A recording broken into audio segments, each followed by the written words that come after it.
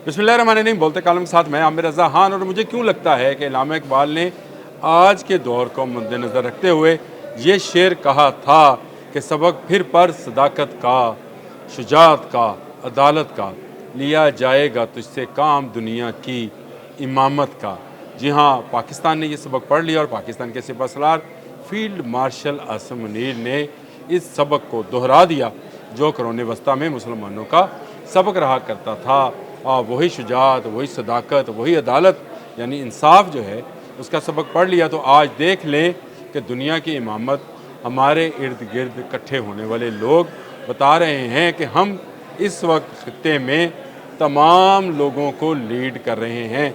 इसका ख्याल मुझे इसलिए आया कि इस वक्त भी इस्लामाबाद में एक ऐसी कॉन्फ्रेंस हो रही है जिसमें तमाम जो आर्मी चीफ्स हैं वो शिरकत कर रहे हैं और पाकिस्तान इसका मेज़बान है, यानी हाफिज़ आसिम मुनीर इसके मेज़बान है। इसमें अमेरिका, उज़्बेकिस्तान, ताजिकिस्तान, किर्गिस्तान, काज़ाकिस्तान के आला अस्करी वफूद जो हैं मौजूद हैं। और कॉन्फ्रेंस का थीम रवाबित मजबूत और अमन महफूज है। इस कॉन्फ्रेंस के लिए इस्लामाबाद को मुंतखब किया गया। फील्ड मार्शल आसिम मुनीर ने मेज़बानी के फ़राइज़ सर अंजाम दिए और आने वाले तमाम लोगों का इस्तकबाल किया। मैं अक्सर कहा करता हूँ कि पाकिस्तान की आर्मी ने भारत को दुनिया में तनख्वाह कर दिया है और इसकी एक ताज़ा मिसाल ये होने वाली अस्करी वफूद की कॉन्फ्रेंस है। इसमें अमेरिका क्यों मौजूद है ये इस पर भी बात करूँगा और इसमें रशियन स्टेट्स को क्यों बुलाया गया है इस पर भी बात होगी। पाकिस्तान इसको लीड कर रहा है और पाकिस्तान इस वक्त दुनिया भर में दहशत गर्दी के हवाले से, इंतहा पसंदी के हवाले से, अमन के हवाले से और इंसाफ के हवाले से पूरी दुनिया में एक मिसाल के तौर पर देखा जा रहा है। जब से जंग मई हुई है और भारत को हमने शिकस्त दी है उसके बाद से दुनिया भर की नज़रें जो हैं वो पाकिस्तान की तरफ हैं, पाकिस्तान के दिफाई इदारों की तरफ हैं और पाकिस्तान के सिपहसालार फील्ड मार्शल आसिम मुनीर की जानिब हैं।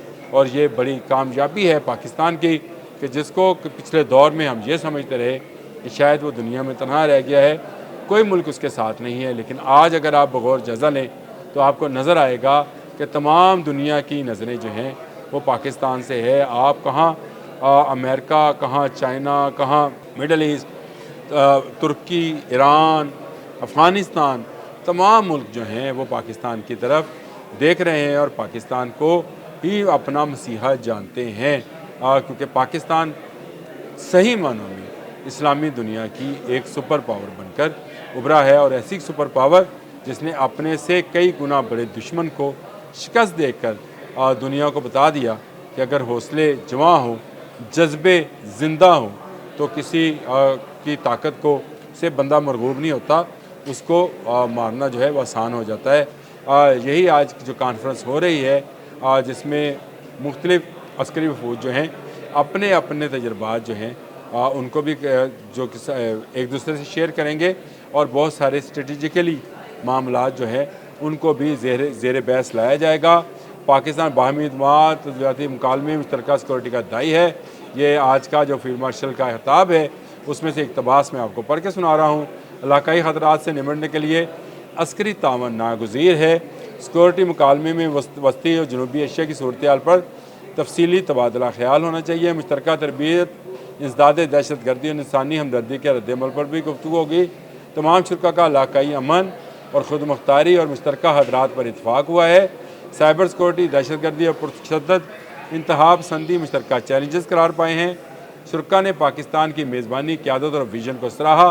पाकिस्तान की दिफाई सफारतकारी की जानब एक तरीही कदम है। इत्ते में इस्लामी की रब्त और तावन का नया बाब रकम हुआ है। जो मैं ये बात आपसे कह रहा था कि पाकिस्तान एक इंतहाई अहम स्ट्रेटजिकली जो है वो पोजीशन में आ गया है।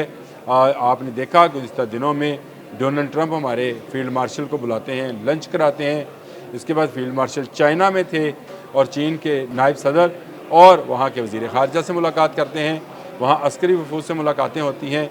और ठीक एक दिन के बाद इतनी बड़ी कॉन्फ्रेंस जिसमें अमेरिका, किर्गिस्तान, ताजिकिस्तान, उज़्बेकिस्तान, काज़ाकिस्तान जैसे ममालिक शामिल हैं जो हमारे इलाके में इंतहाई अहम हैं और अहमियत के हामिल है, उनके साथ मीटिंग की जाती है। और उससे पहले अफ़गानिस्तान, ईरान के साथ भी गुफ्तगू शनीद जारी है।